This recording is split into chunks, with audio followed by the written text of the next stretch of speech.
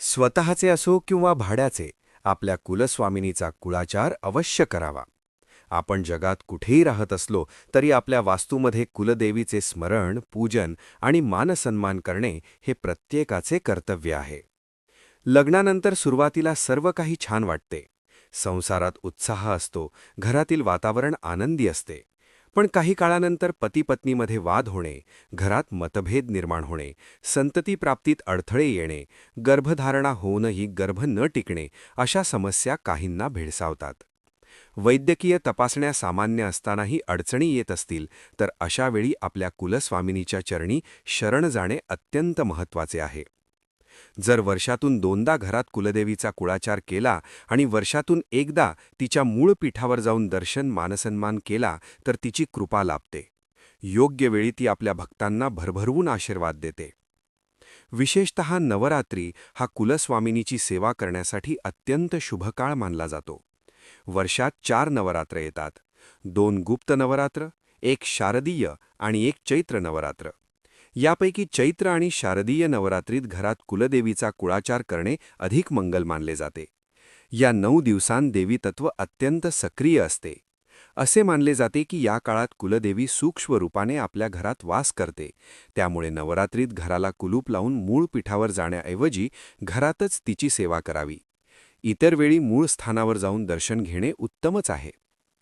सन 2026 मध्ये चैत्र नवरात्रीची सुरुवात 19 मार्च रोजी गुरुवारी होत असून 27 मार्च रोजी शुक्रवारी समाप्ती होईल. या 9 दिवसांत आदिशक्तीच्या विविध रूपांची पूजा केली जाते.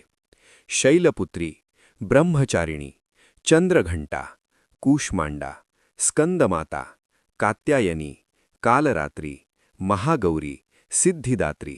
रामनवमीला समारोप. पहिल्या दिवशी घटस्थापना केली जाते.